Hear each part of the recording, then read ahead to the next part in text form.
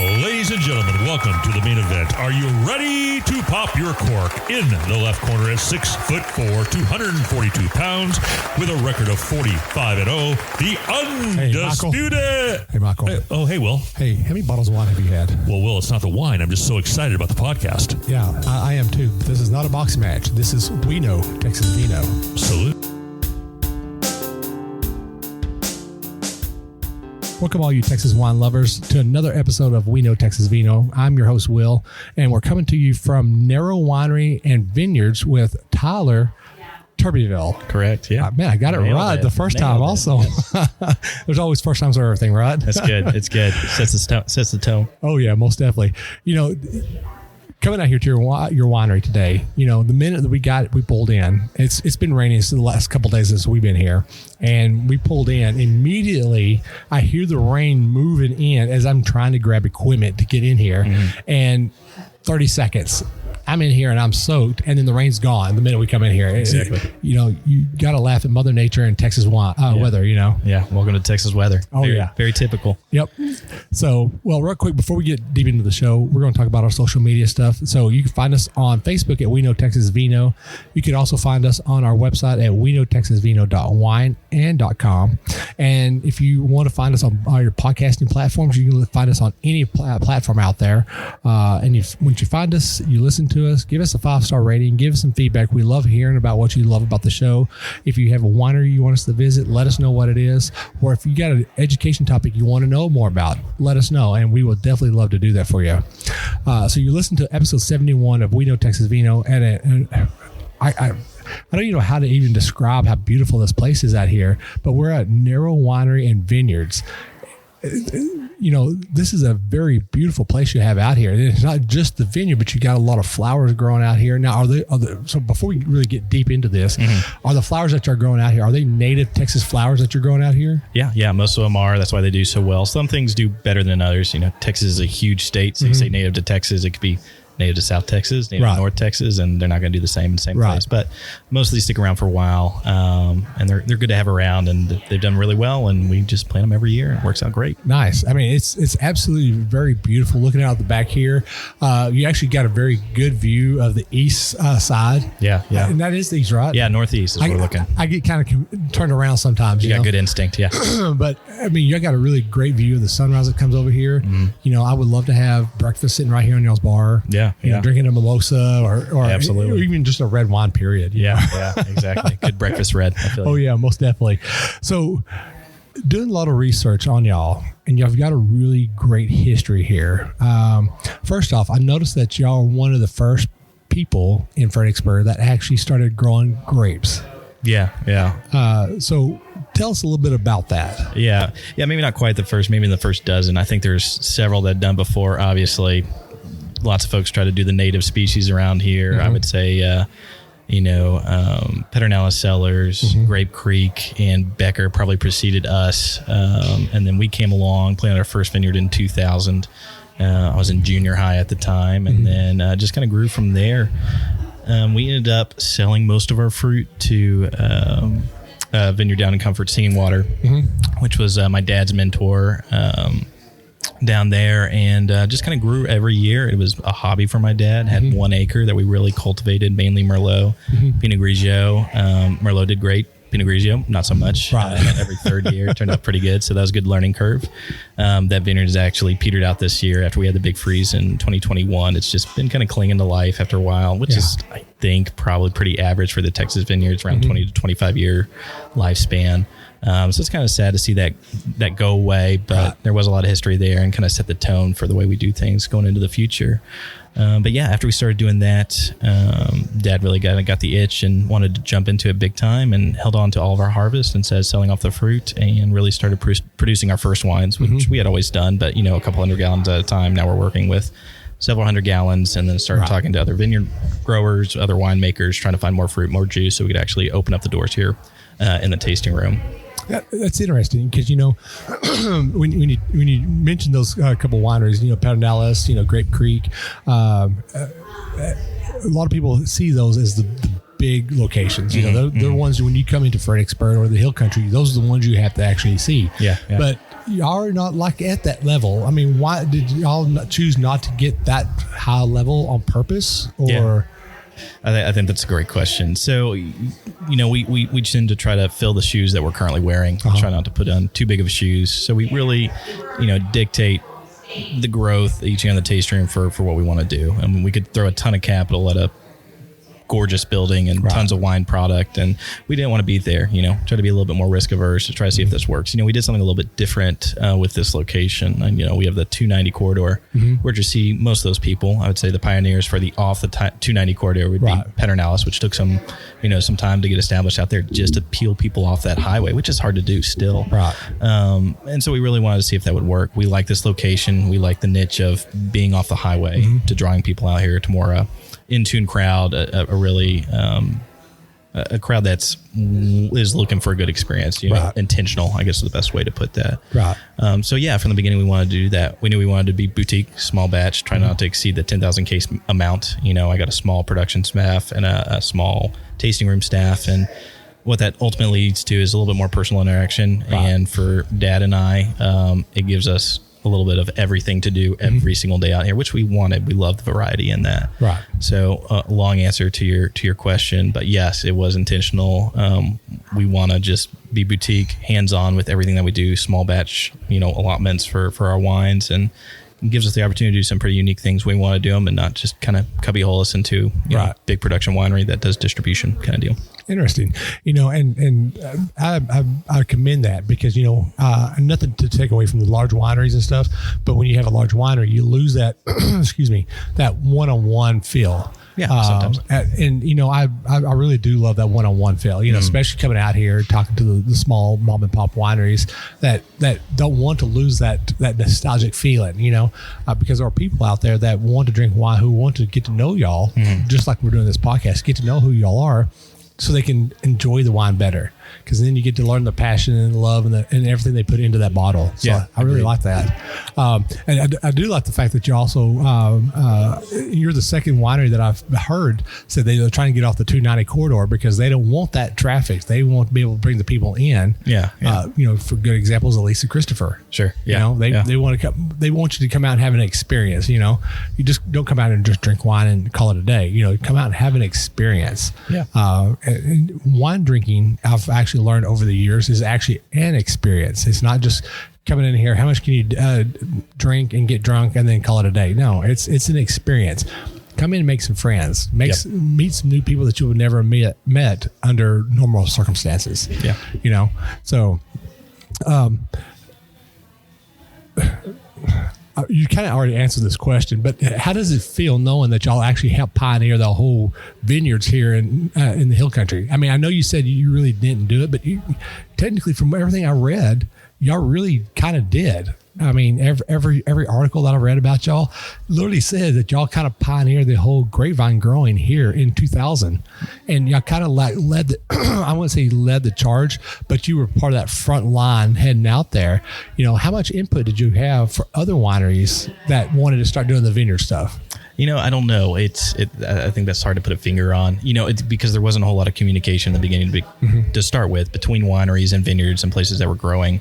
I think what you see the differences now is it's probably much easier just to open a tasting room without a vineyard. And I think that's what people learned. I think it's hard to have the vineyard, the tasting room, and the production all on site. So maybe those are the more special wineries that are still doing it, the ones that keep with it. And I think those are the quality ones too.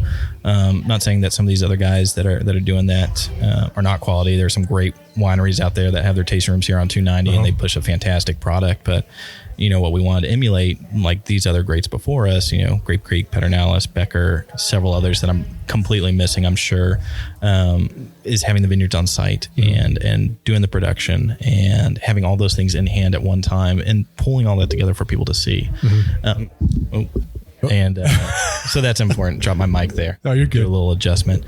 So I think that was probably the biggest key there that we wanted to see and wanted to pursue. You know, this for us, it's economic, but it's also experiential. You know, and people have said this before me. I'm not the first one saying it, but to really do this business well, it's growing, making the wine, and selling the wine. If you do all three of those things, it tends to be a little bit more successful, and it also provides the experience. So both of those things are hand in hand. Yeah, and definitely, when it comes to starting a new venture and you're trying to learn it, not having nobody to fall back on to try to figure out, okay, am I doing this right? Am I doing this wrong? I mean, where are we at? And kind of do it as a community. That's great. Because I know everybody in this wine industry always lean on everybody and say, hey, how did you do this? Or how did you do that? But when you started this, you had that. You didn't have that. No, it's a really, really small community. Bell Mountain was probably one of the other ones I should mention that have been doing this for a while. Of course, have their own ABA. But yeah, there was Texas Hill Country Wineries was just getting started. It was much smaller than it is now, probably about half the size. And we were kind of a grower member, what you call it. So we had a vineyard, but we didn't have a tasting room. So we just kind of sat on the sidelines and was able to meet several people in the industry, several greats that kind of held our hand along the way. Penny Adams is one of those, great winemaker. And of course, fantastic viticulturalist and enologist. So she did a lot of great things and worked with her a lot. And I think that gave Dad the confidence to kind of pursue those things. And, a couple of other things too. I think kind of the turning point for us is in the little bit of winemaking that we did. We made wine every year, but the couple 100 gallons that we made each year, Dad was able to send a few of those off to competition and participate as kind of on the amateur side and starting to win awards for quality wine. We're like, okay, well, this is viable. It's a thing. Right. And then of course you have people, who came in and really started pushing the industry and lifting it up, like William and Chris, establishing, a good spot on 290 to say, this is doable, guys. You can be small and grow this thing. And you can do that. So I think there were other people there that are giving a little bit of comfort because they were doing it themselves. And you're like, well, we can jump on this too and not just grow small batch wines and do small things. We could do something a little bit more established, a little bit bigger, a little bit more quality than we had before because people already taken that jump and it was working.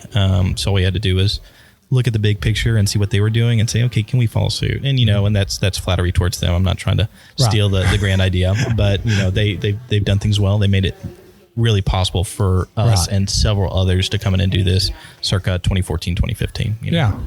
And that's awesome that y'all actually look at them for inspiration to have to push forward, because yes, granted, they are a large winery, large production, but looking at them and say, I can still do this at a small scale and still keep that small mentality of mom and pop. I really do like that. So let's take a couple steps backwards. We jumped right in the meat and potatoes. Let's jump back just a little bit. Let's get to the appetizer. So for you, what made you decide that you want to do this wine industry besides your dad making you work in the vineyard?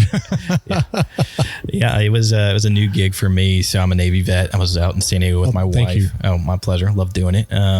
And then my wife's from Fredericksburg as well. Both of our contracts were up when we were in San Diego. We decided, hey, it's a good time to come home and raise a family. My wife had a job here waiting for her when she got back, which was awesome. So the next question, what was I going to do? And that was kind of lining up with Dad and his thing with the vineyard, saying, that sounds pretty nice to go back and do that. In hindsight, I thought it'd be a lot less work than what I was doing in the Navy, but honestly, I think I'm more busier now than I was when I was in the Navy. But that's kind of what it brought us into it. Family makes it important to me, which is great. I get to work with my dad every day, which is fantastic. I know a lot of those relationships are taken for granted, but it's been really, really good for us to really do that and see this grow, which is fun. And of course, garnered a new appreciation for wine. I drank a lot of wine when I was in California and in the Navy. I knew maybe 3 types that I enjoyed, and then really jumping into the Texas wine scene. It took me 2 years to really kind of figure my way around Texas wine, regions, wineries, that kind of thing, and figure out what this whole picture was about.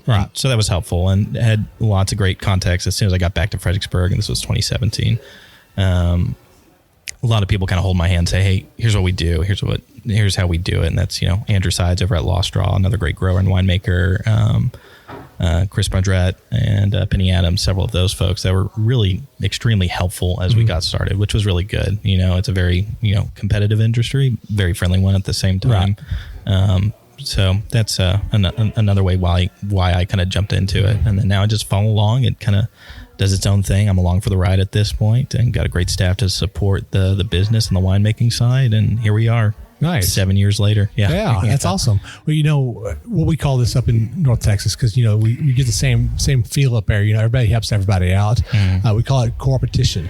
Yeah. You co-op with each other. You help when you need to, but it's still a competition. You're still trying to, you still want to be better than your competitors, but at the same time, you want to help them succeed as well. Yeah. And that is, and I'll say this on multiple episodes of this podcast. Everybody hears this, but Texas wine industry is very helpful when it comes to that. Very family oriented. Yeah. Family oriented. Mm-hmm. I'll spit it out here in just a second. I'm picking up what you're putting down. But I mean, and I'm not knocking other wine industries, over in California and Oregon and Washington, like that. I've listened to podcasts over there, and they're bashing each other, and I'm like, wow, why would you want to do that? These are the people that help pioneer and lay your path out in front of them. You want to support and be with them at the same time. So that's one of the things I love about the Texas wine industry. Sure. So how did your dad decide to do this? I mean, why did he decide to do a vineyard all of a sudden out of nowhere? I mean, yeah, that's a good question. He always wanted to. That's the short answer. We came down from Dallas back in 1997, and he knew when he moved to the Hill Country, he had visited Fredericksburg several times. There were wineries and vineyards out here. He said, that's something I want to do. So 1998, 99, we planted 12 vines, and he tended them for a year and worked on them for a little bit and said, okay, we can make this happen now. We'll take the next step. So mom went out to town one weekend, and dad planted an acre of vines while she was gone without her knowing it. So here we are today. So that's how it all got kicked off. But he wanted to, and dad's a grower. You look at the garden, you look at the vines, you look at the landscaping out here. He loves to grow. He always had, when he was a kid. He'll tell you that he was probably the only junior high schooler when he was growing up that had a garden at home. So he's always grown up with it, and he loves that. And he's passing along to me. He's obviously more at home in the vineyard than I am. He sees the things that I typically don't see. So that's his skill set, and he loves doing it. And he's got immense patience, which is it's a requirement in the Texas wine industry, or just in the vineyard growing industry itself.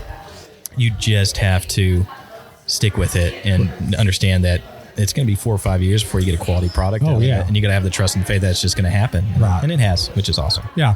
So, with that being said, your dad planted the vineyard, and your mom wasn't home when he did it. Yeah. What was her reaction? I mean, I'm just kind of curious. What was her reaction? Was she like, okay, I'm on board with this, or like, I'm not on board with this, and then finally just eventually came on board with it? Yeah. Well, I guess it's more work to pull it out after the fact. So I think dad was hedging that bet there. But, mom has come to love it. She fell in love with it pretty quickly. It's nice having a little vineyard in the backyard and seeing it grow, and bringing friends over to help you pick the fruit. And, dad, going to it after work and working in the vineyard and seeing the vines and stuff like that. So, it was... it's one of the few hobbies that paid for itself ultimately, which is a great hobby to have, depending on your opinion, what a hobby should be.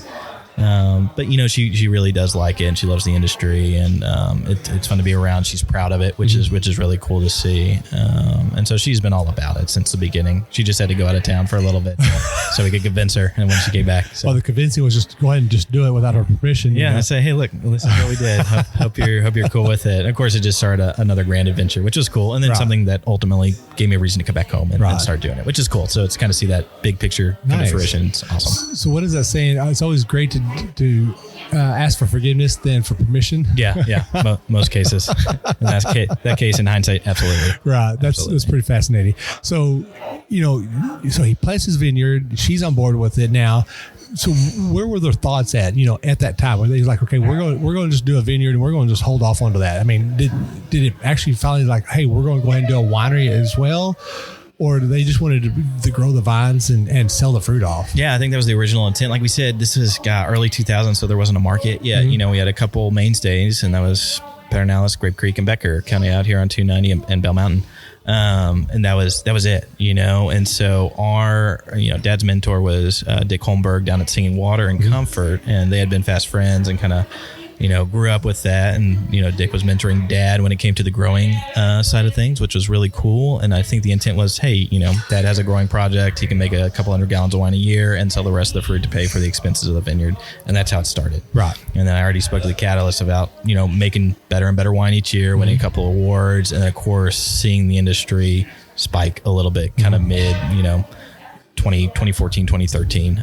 You really started to see it take off and see, okay, this can happen. This is a thing. And when it became a business opportunity for dad, He had done retail in Fredericksburg for a long time, and I think he was a little bit bored of it. He had done it, and it was running itself at that point, and he was looking for the next thing.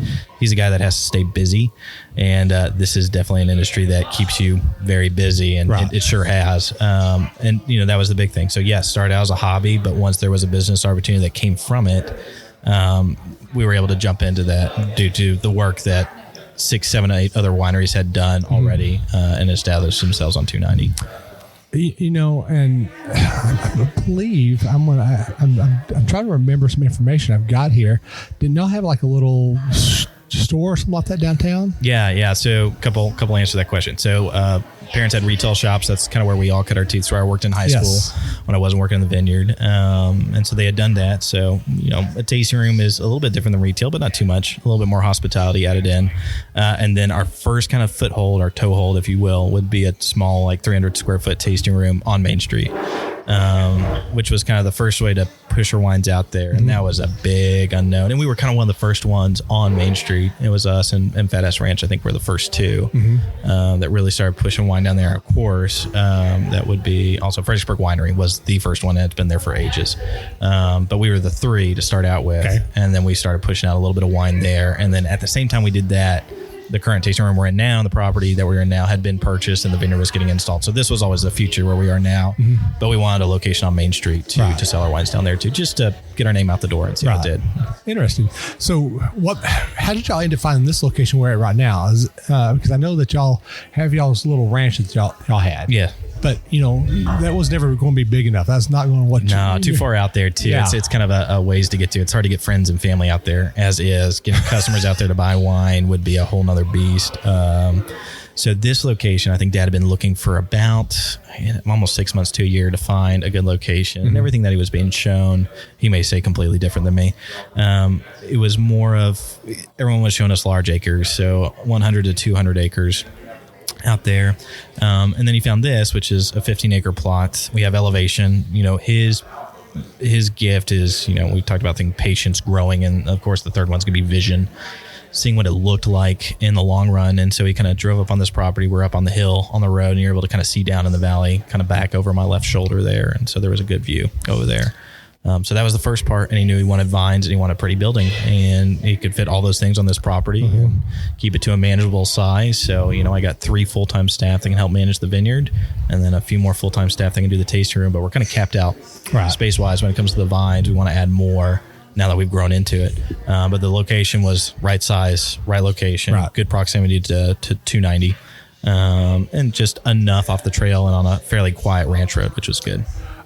And sitting here looking at the place, this is just absolutely gorgeous little place. I bet the sunrise here is amazing. Yeah. And the sunset's just as gorgeous. Yeah. Because y'all get to see both of them here, Yeah. Obviously we're in Texas, so we are northeast facing, so we get that cool, nice sunrise coming up, which is very pretty during harvest. It's a lot of fun seeing the sunrise when we're out there picking grapes. And then, of course, when we get to sunset, it's on the back end of the building, so we miss that heat, but you can always see it as you're driving home, which is cool to see. So lots of intentional decisions made as far as which way the building looks and how it's shaded and all that other things. Right. So how many acres of vines do you have on this property here? And then I know you said you have some over your other property, but those kind of like, it's toward the end of life on that. Yeah. Are y'all planning on replanting that, or? We'll see. It's a big jump. It's not as cheap as it was when we started this 7-8 years ago. Well, I guess it'd be almost 10 years ago when we planted this vineyard.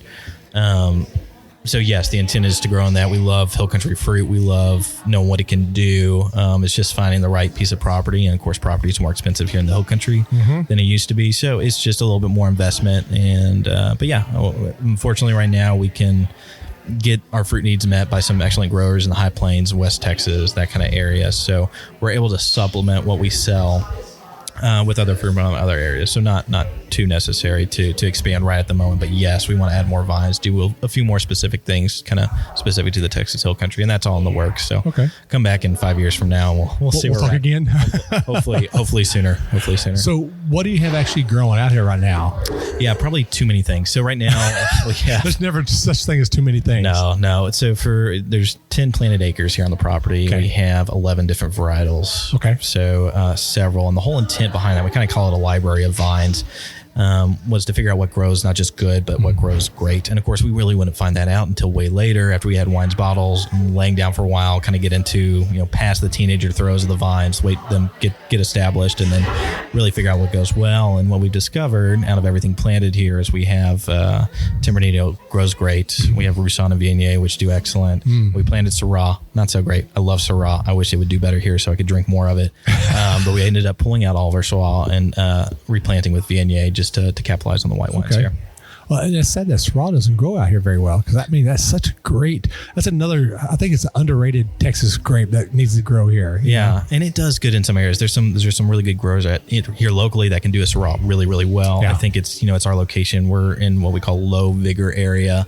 We're up on top of the hillsides, limestone base, and I got about an average of 10 inches of topsoil. So I need some really hardy varietals and a great nursery that can meet those needs. And like I said, 90% of them worked out well. It's just the Syrah that did not. And like I said, I wish it would.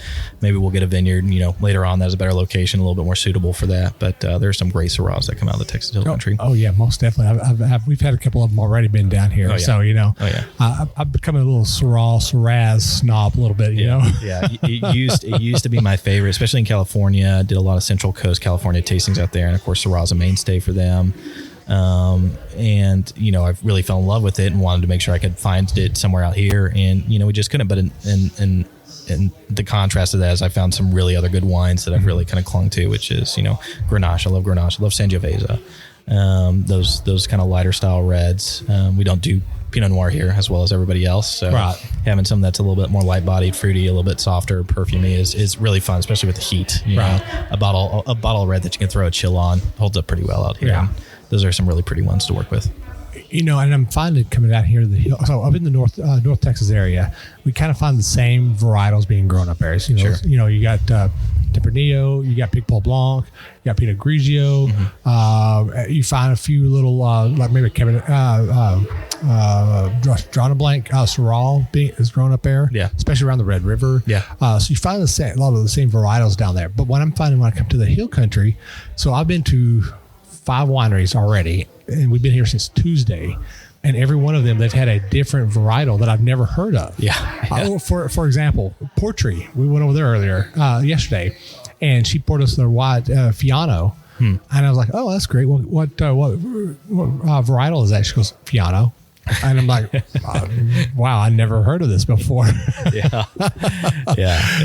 So I'm finding that the Hill Country has a lot more diversity when it comes to growing grapes. Yeah. And I'm hearing a lot. In fact, actually, I heard another one the other day that I'm not even going to try to enunciate it because it's just going to be completely impossible for me to try it. Yeah.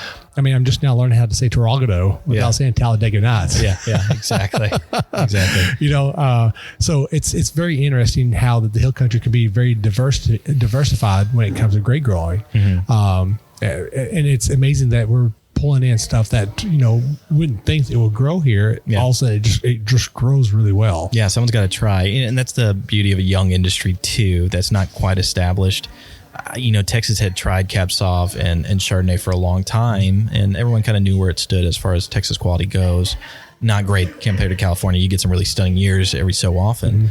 But a young kind of hatching industry can really jump on some really unique varietals. And, we're also pushed towards a younger generation that's drinking that's a little bit more open to something other than Cab and Chardonnay and Merlot. So that's really driven it too. So there's a little bit of an economic portion behind that. And don't get me wrong, we all, we have a single varietal Cab for the first time in our taste room, and it's one of my best sellers. And Cab Sauv, it's a wonderful wine, but the big star behind it has got Cab Sauv on the label, Right. So we're leaning on that, but to throw, a bunch of brand new varietals that I never heard of. I was in the same boat when I first started this industry, finding some really cool things to jump in on. There's some really, really great unknown wines out there that I think will get a little bit more well-known. And I'm sure you're going to find them as you kind of do these more of these interviews, especially in the Hill Country. It's been really fun to see.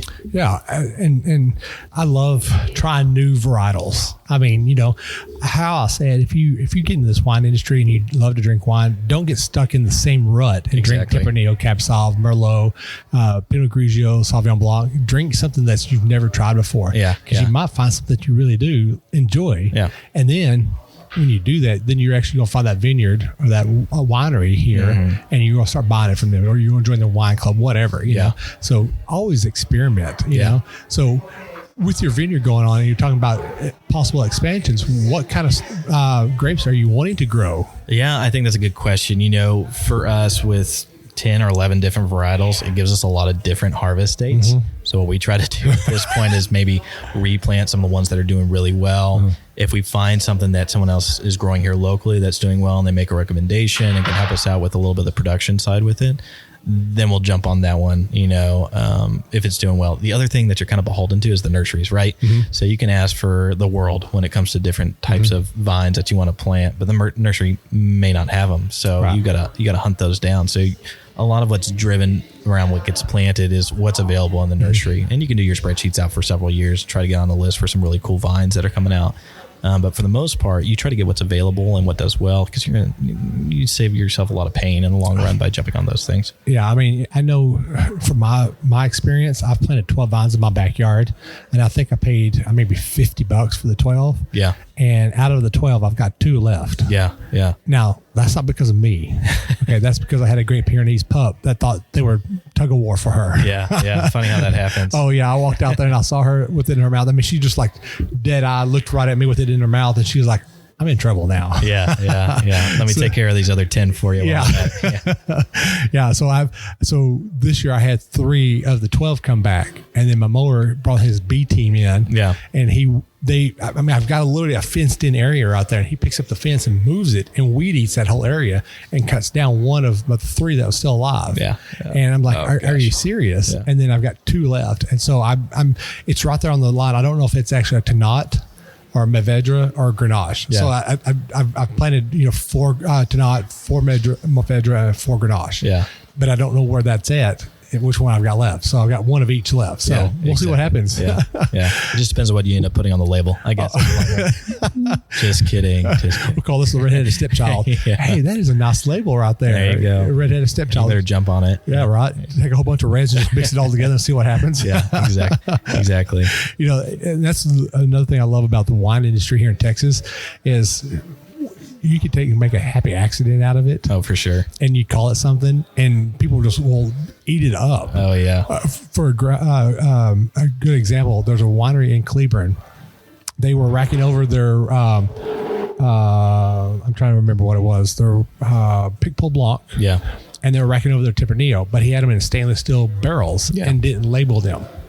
And so as he was racking over his Tempranillo, he mixed it in with his Picpoul Blanc, and actually made a nice little rosé out of it. Oh, for sure, yeah. And actually became really, really good. And he only had, I think he said 15 or 20 cases of it. Yeah. And immediately it started selling out. Yeah. I got me a couple of bottles of it. It was actually really a very nice, crispy rosé. Yeah. And it was a happy accident. Yeah. It's funny how those typically work out, and then you try to do a repeat, and it is never the same as the never first. The same. Never ever. Yeah. You could try all you want, but it'll never happen again. Exactly. Mm-hmm. I know there's been several other wineries that have done the same thing. Oh, we all have. I think it's just it's a rite of passage. And we did it one time. We had one called Merlot Blanc, and whoever my wine club members that are listening to this podcast are gonna remember because they still ask for it. But it was a Merlot. We tried to do as a rosé. We let it sit on the skins for about 8 hours, and then after the pressing, we figured a little bit of color would settle off, and we'd rack it. We lose a little bit more color. We did not lose any color. So after 8 hours on the skin, it looked like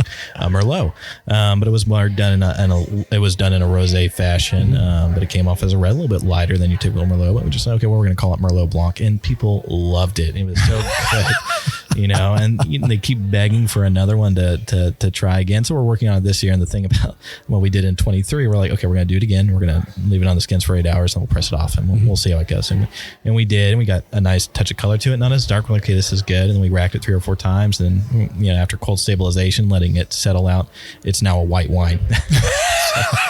And it tastes fantastic. It's so good. But it's like, well, what do I do with this now? So it's a Merlot that's turned to a white wine. Yeah. So we're going to call it Merlot Blanc as well. It looks like a white. There's a little hinge of, of pink to it. So it's kind of like a rose gold color, So it's very pretty and it's nice. But is that something that's in the barrel still right now? It's in stainless. So it's all done. It's rattled. It's ready to go. It's cold stable. So it's going to go in the bottle here probably in 2 weeks. And then we'll roll it out probably fall timeline, which is when those really kind of hit nicely. So I'm going to ask, maybe possibly, if I ask nicely, is there a chance maybe I can taste? Oh, for sure. Okay. Yeah. We'll go over there. We'll try a little. I have to try. I have to see this. Now that I mention it. Yeah, absolutely. Don't want to tease you like that. Yeah, we'll go over production. We'll try a few. Absolutely. I usually try not to ask that stuff, but I'm curious. I want to see it. I want to taste it. I want to see what you've got and get some pictures of it and then tease all your wine club members. There you go. Here's what's coming down the road. Yeah. Hopefully it's as good. Yeah. Oh man. Yeah. I try to set a low bar so I can overwhelm whenever people come in, but it's pretty good. That's a smart idea. Hey, what, this is really not that great. It's just an accident. I just kind of did this and then you give it to them and all of a sudden next thing you know, you've sold out of it. You're like,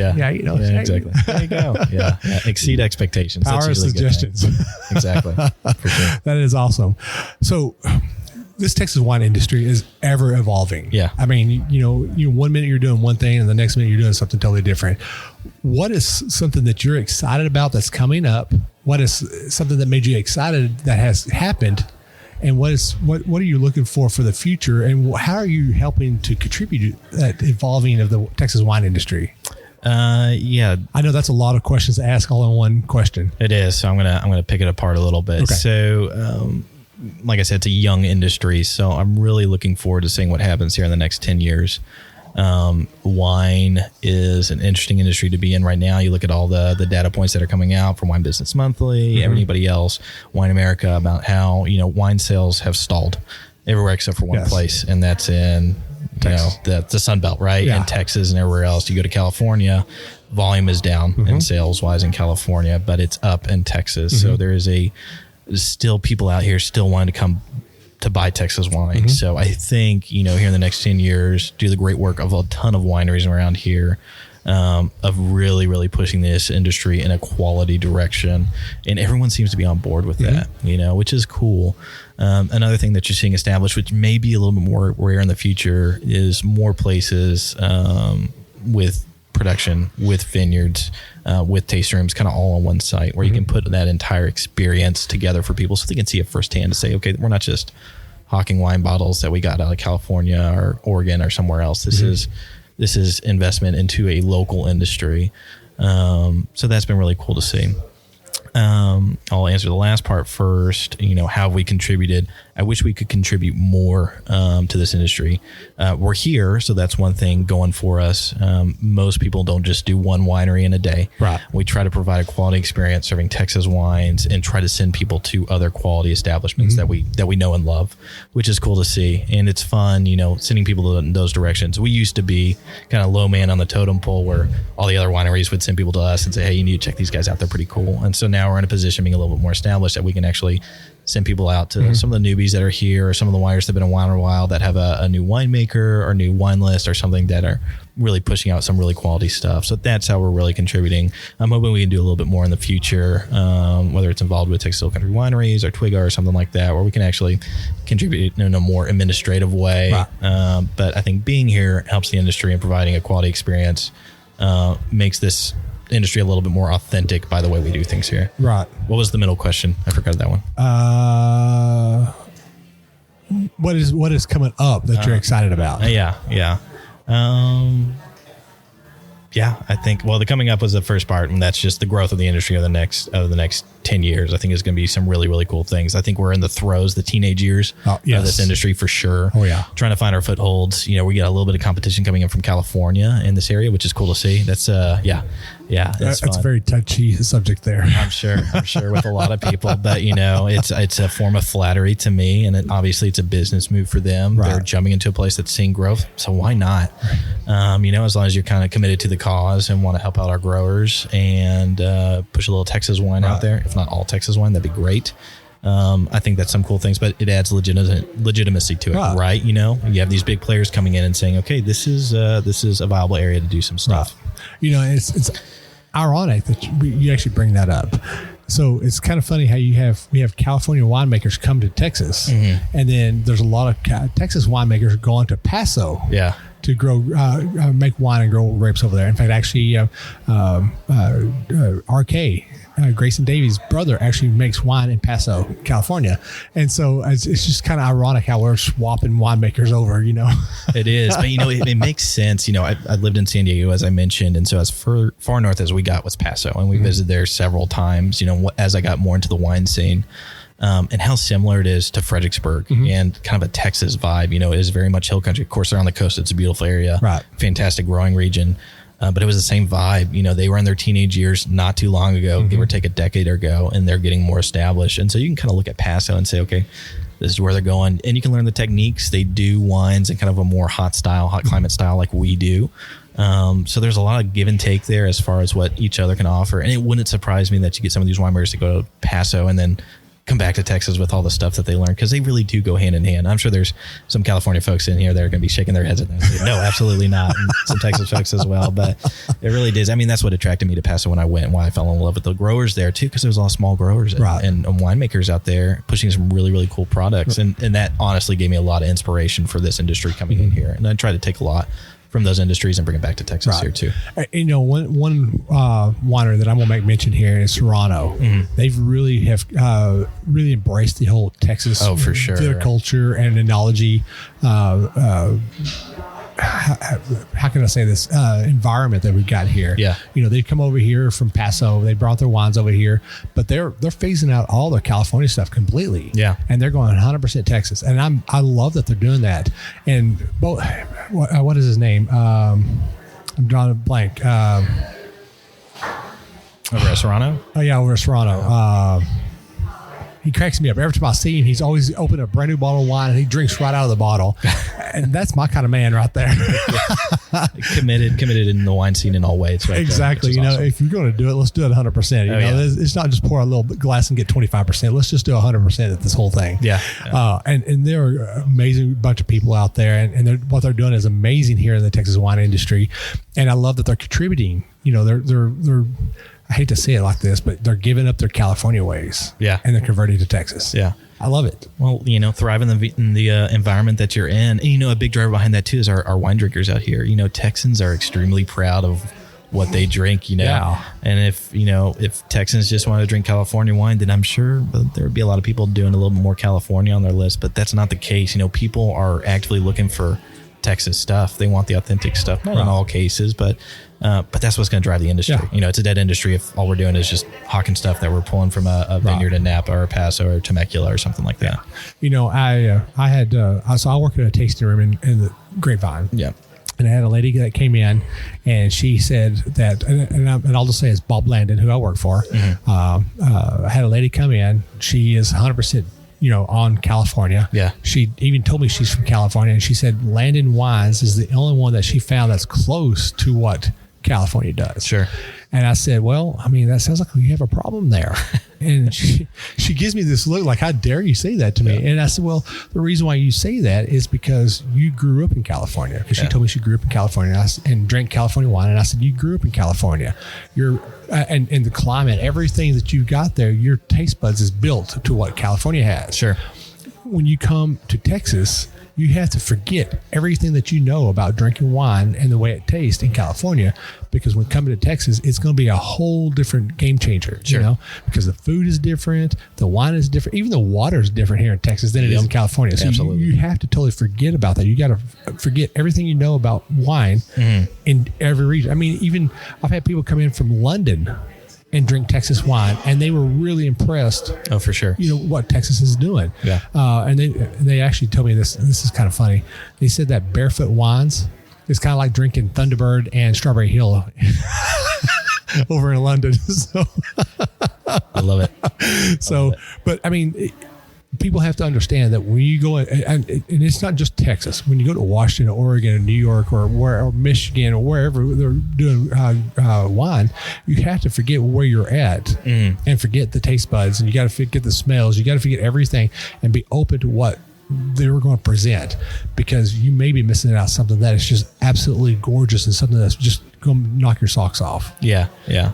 And that's the trouble with a lot of, it's the food industry, it's the wine industry, it's the distilled spirits industry as well. There's a lot that you're competing against unintentionally. It's just those indoctrinated things that you get when you're young or when you're growing up and what you're trying. But, I think we have a wine drinking crowd here in Texas that is completely open to trying these new things. And that's really what's fueling this industry right now. So. Yeah, most definitely. And I know there's a lot of young people that come in, and I talk to them and I tell them about, hey, Landon is, 80% Texas. Yeah. And they look at me like I have like 3 heads, and they're like, Texas grows wine? Yeah. Oh, it does wine? And I was like, yeah, actually Texas is like depending on what articles you read, we're the 3rd or 4th in the industry, in the nation right now of winemaking and grape growing.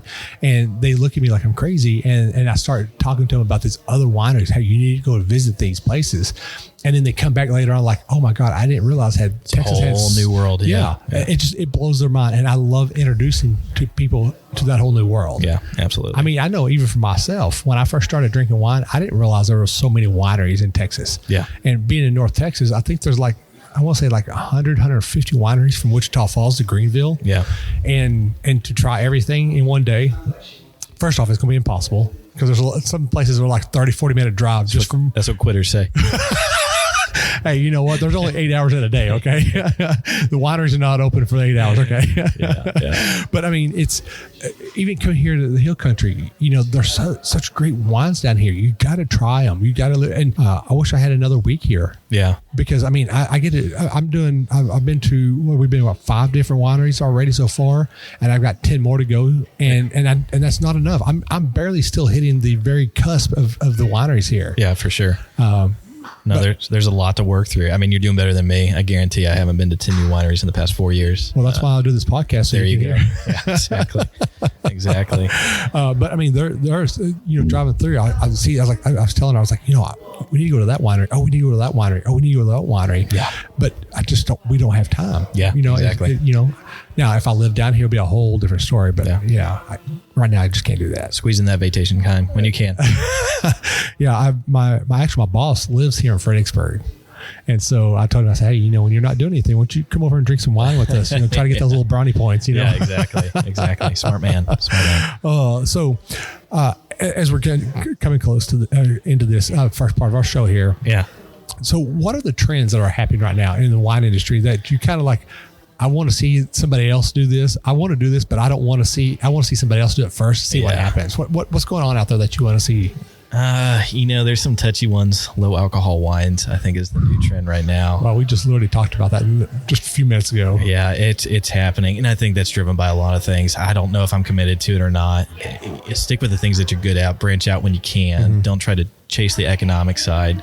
But there's some data and there's some trends behind it that make it make sense. And, some things are fads and some things go away. The other interesting thing I'd be curious about is the evolution of canned wine, more accessible wine. Mm-hmm. Verdict's still out on how well it does due to numerous issues from the canning process to the stability process once in can.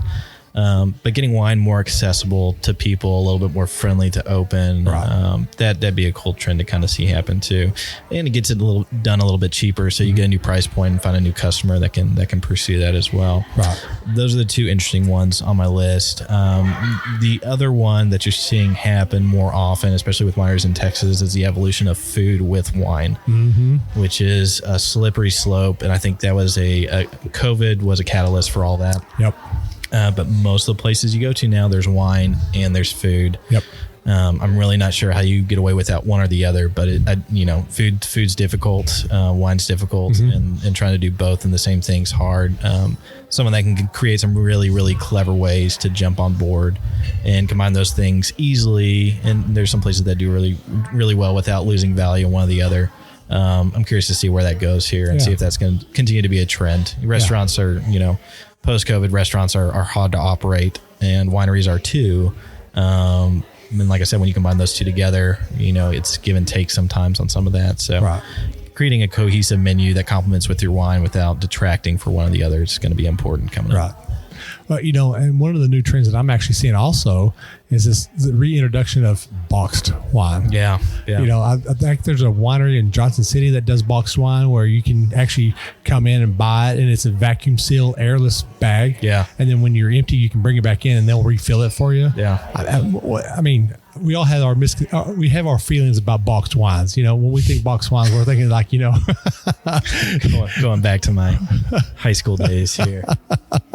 I understand that. It's an interesting philosophy, but even the technology behind that has changed. I've had some very, very high quality boxed wines. It's inert packaging. It does well. It holds up well. It's at a cheap price point. When you're traveling, it makes sense.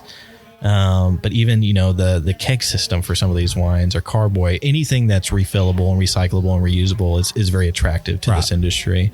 And I know there are some people jumping on the kegged wine, doing the carboy thing, fill up your wine from a tap in your growler that you got, and then topping it off with, nitrogen or argon or whatever, and capping it back up and taking it home, and you got a nice $5 bottle of table wine that you can enjoy on the cheap. I mean, that's a really, really cool idea. And that's very European too, right? It's very much a wine as a commodity rather than a pleasure or something like that. Right. Yeah, it's definitely interesting watching something that very oh, you drink boxed wine to oh, I got boxed wine. Yeah. Let me pour it in a glass and see if we can taste the difference. Some can. I know they can. But to your lay drinker, there's some really incredible stuff and some good value missed there if you just completely ignore it. Yeah, I completely agree. I know recently I just did a lot of judging at the North Texas Wine International judging competition, and there was 2 boxed wines on that list there. And somebody said, oh, there's some boxed wines on this list here. And I'm like, are you serious? And who would want to put boxed wine on here? And they actually placed. Yeah. And I was kind of shocked by that. I wouldn't have thought boxed wine would even made it past the first round. But it is what it is. I mean, if they're good, why not? Yeah. It's something that we all pursue. We all want to create a product, but in order to have a product that people want, you kind of start with a baseline of just doing all the good things first. And if you're doing it all good, then it's going to get popular. Right. It will. If it's not good, if it's not executed well, it won't get popular. Right. So it's all about execution now for a lot of those things. Most definitely. Well, as we're coming close to the first half of our podcast, because, we're going to do some education here in just a few moments. Is there anything you want to tell our listeners about you that we may have missed that you want them to listen to that's important to you about your winery here? Because this is all about you. This is not about Will here. This is about Narrow Path. Yeah. I would say probably we don't do things too much differently than everybody else out here. However, I have some really great staff and some really cool wines and a great venue that I think kind of all add up to an overall great experience. And for us, it is all about the experience. Anyone can go to Specs or H-E-B or Walmart and get a decent bottle of wine. What makes it different is coming out to a place, and you have to drive out here, right? It's not close to a lot of things. It's very doable, but when you make an intentional trip out here, we got to make it worth your while. And I think we do 99% of the time. And making sure that experience is the same and increases in quality year over year is super important for me. And my team behind me is the one that makes it all happen. Right. And they make it golden for me, which is awesome. Nice. I will have to make one comment that you said that. So coming in the front gate, I saw these little statues of wolves of the front. I actually thought those were real at first. And I'm like, holy crap, look, there's some real wolves there. You wouldn't be the first. I had to actually stop. And actually, once we got in here, there was a couple of people making a comment about that. Oh, yeah. So what is the story behind that? There has to be a story there. Well, we started that about 3 years ago, and they're decoys. They're wolf decoys. So they're supposed to keep small pests out of your vineyard. For us, everything loves the grapes out here. Yes. We don't get the deer in here. We're high fenced, which is great. But everything else loves the grapes. Right. So there was for a while a time where we would put these coyotes around the vineyard to keep the raccoons away and the possums and everything else that likes to come in and munch on everything. They didn't work as well as they thought they would do, but they're too iconic to leave. And so we have them around and people would see them. And you're not the first. We had someone call us probably about a year ago to inform us that there was a pack of coyotes on our vineyard. And we said, yes, we know. But yeah, if you come out and see, you look on the left-hand side of the gate as you're driving in when you're visiting, you're going to see about 6 fake coyotes staring at you through the gate over there. And they're just there for looks. Sometimes they got costumes on depending on the season. But, there's some rhinos out there on the highway that they dress up and are pretty iconic for us. It's some It's some coyote decoys we bought off of Amazon wearing Santa hats or something like that. That's cool. Yeah, it's fun. It's That's cool. whimsical. It's not our mainstay. Our wine's better than our coyotes.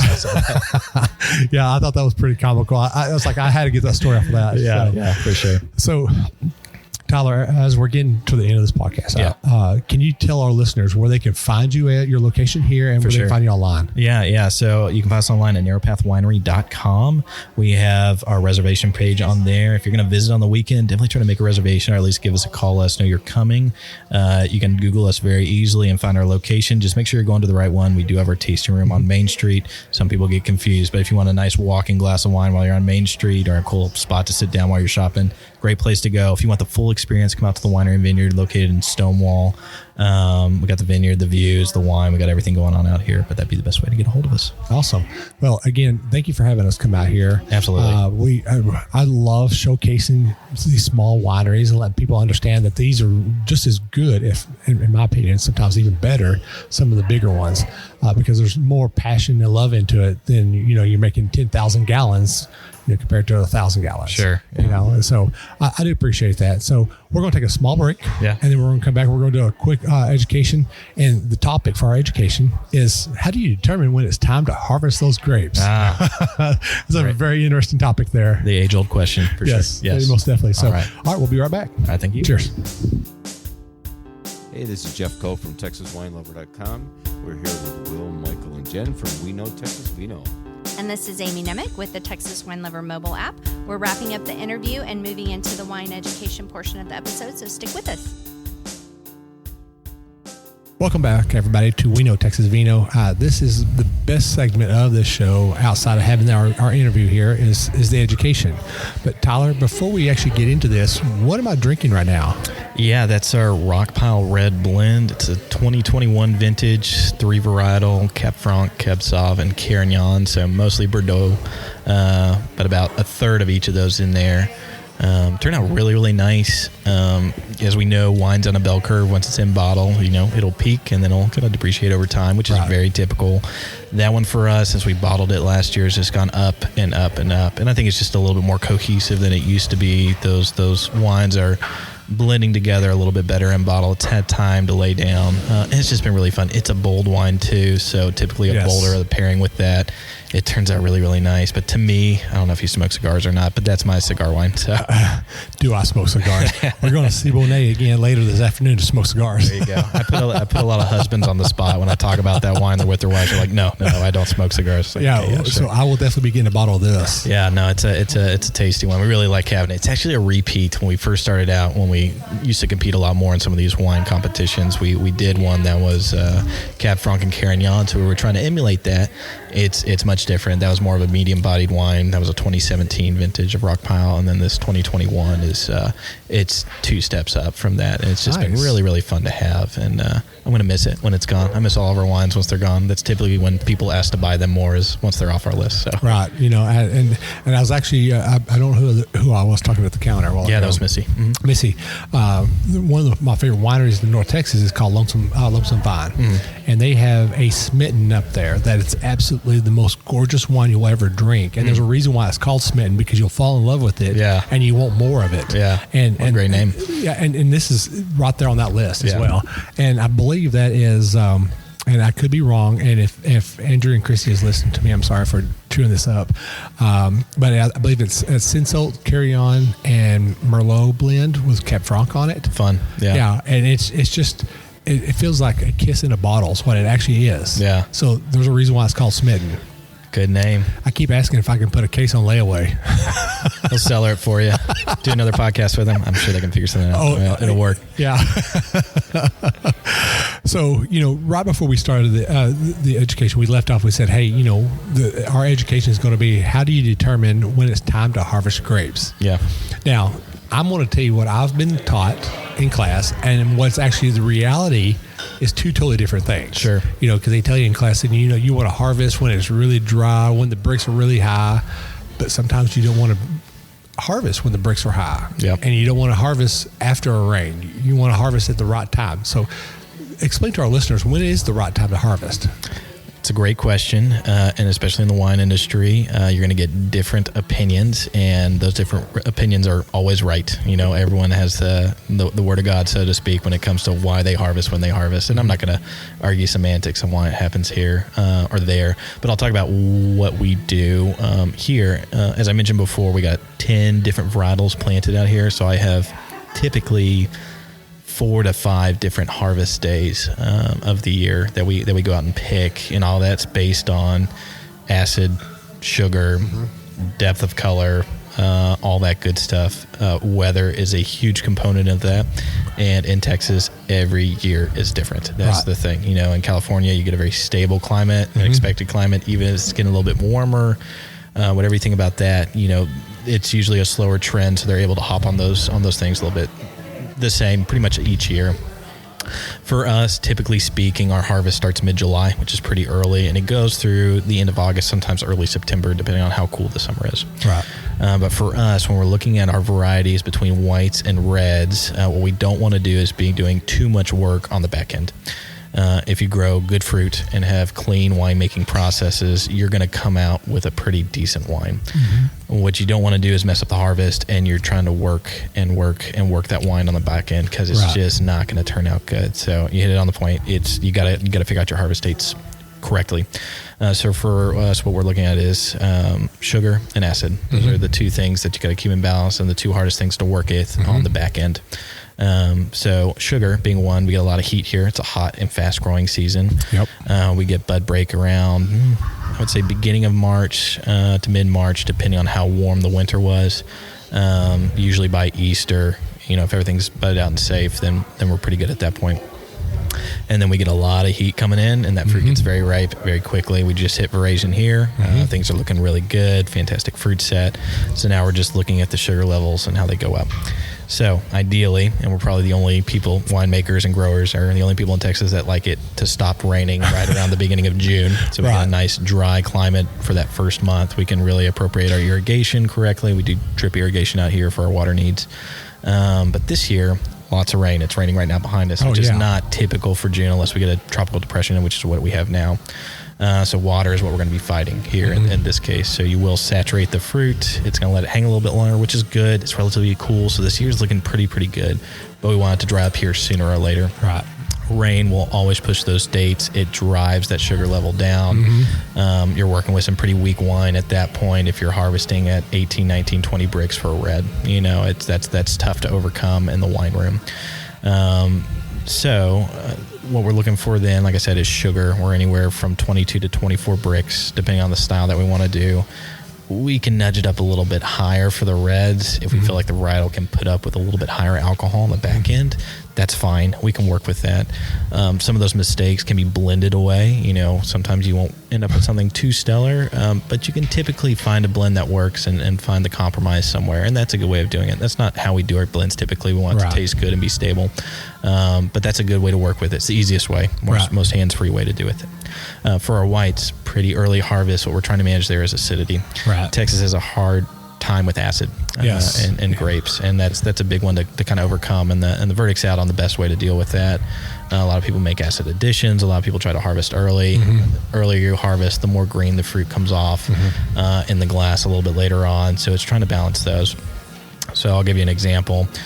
So first harvest of this year is probably going to be 3 varietals, 2 whites and a red. Viognier, Roussanne, and Tempranillo typically all come off within about 4 to 5 days of each other. We try to let the Tempranillo hang a little bit longer to get a little bit more depth. But the Viognier and the Roussanne, we're really just trying to monitor that acidity. They can be at that 11 to 12% ABV, so our sugar levels can be a little bit, better. But we want that white wine acidity on there to help with the longevity. Less spoilage, less oxidation, all that good stuff. So that's typically what we're looking at for that. So that's, our big focus is making sure we are monitoring 2 weeks up until our potential harvest date, constantly measuring acid, constantly measuring sugar. And of course, what typically happens is you're with 2 to 3 points off once you're actually pressed out and good to go, because it's just hard to get those averages out there. But we're getting better and better and better at it, which is good to see. We got several seasons under our belt at this point, so we kind of know what we're doing when it comes to our harvest. But those are the main things that we're looking at: sugar and acidity. The other aspect of it is we want to really try to figure out what the wine's going to do. Right. I don't want to force a red wine that doesn't want to be a red wine into a red wine. If it wants to be rosé, we're going to go with rosé. Yeah. And that was last year. I think out of the 11 varietals that we harvested, we turned 2 into red, we turned 4 into white wines, and then we turned the other 6 into rosés. And those 6 rosés are typically done as red, but the heat and the way the sugars were increasing rapidly, we just didn't get that depth of color that we were looking for on a lot of things. But that's typically what we do. So we try not to force a wine into something it doesn't want to be. Right. So that's the big thing. The characteristics that you want of that wine. If it wants to be a rosé, make it rosé. And we know, we'll pick it. We'll have every intent of, okay, there's going to be a red. I got my tank ready. We're going to macerate or do it however we want to do it. And then we pull it off. We check the numbers, say, okay, my pH is at, 3.3, 3.4. And then my sugars are still sitting at, 24, but it can probably go down a little bit. It's probably going to buffer out. The sugars will probably drop down to 22, 23 by the time I get everything pressed off. And then we're tasting the fruit and they're like, okay, there's just not as much depth as we want. It's going into rosé. And guess what? It makes a pretty damn good rosé. It's really, really nice. So not trying to force a wine what you want it to be on the back end's hugely important. Yeah. When I tell people, excuse me, when I tell people about when it comes to harvest time, we watch a grape. It gets plump, it gets stressed out, it gets really sugary. Yeah. And then all of a sudden it rains and it's kind of like it's gone. It's just like release. It's like, oh, this feels so much better. I'm going to hang out here for another month. Yeah. And then as a winemaker, you're like, are you serious? Yeah. So you have to wait at least another week before you actually test that again and say, okay, are the sugars in this grape going to be high enough for what I want to do? Yeah. And sometimes it is. Sometimes it's not. So it goes back to what you're saying.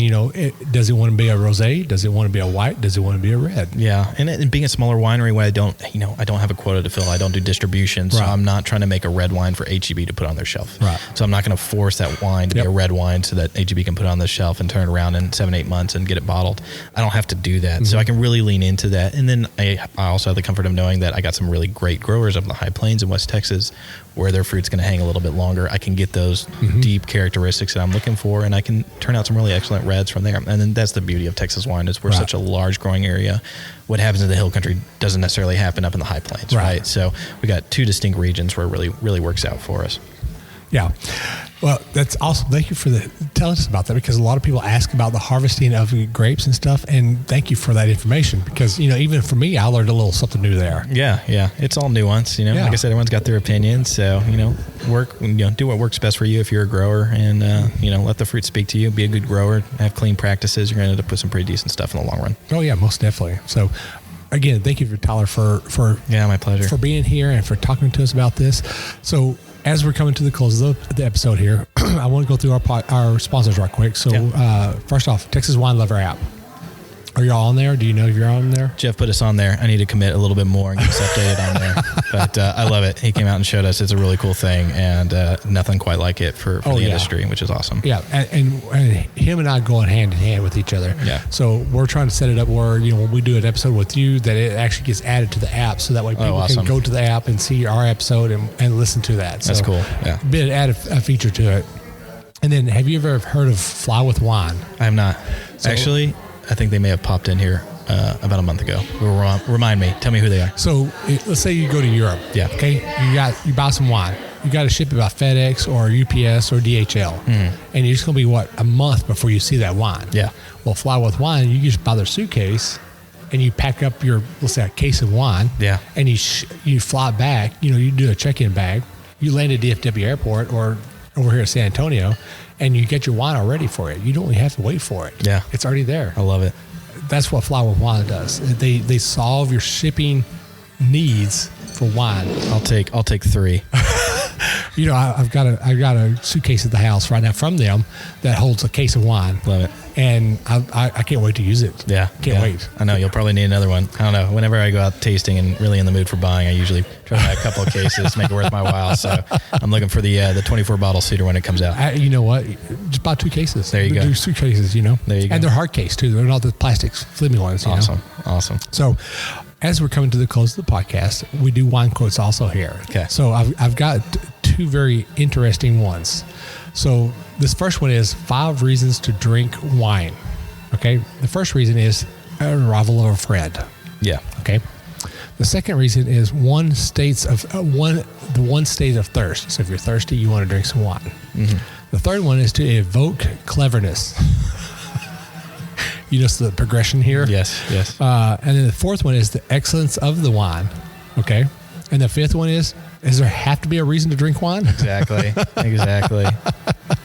And then our second quote is, there are days when you need the second glass of wine. Then there are the days when you need that second bottle of wine. Absolutely. So, well, this is Will over here at Narrow Path Winery and Vineyards here. And again, Taylor, thank you for having us out here. Yeah, Will, thanks so much. Thanks for making the trip out. We appreciate it, and glad you enjoy the wine. Yeah, most definitely. So, appreciate your listening out here. This is We Know Texas Vino, and cheers.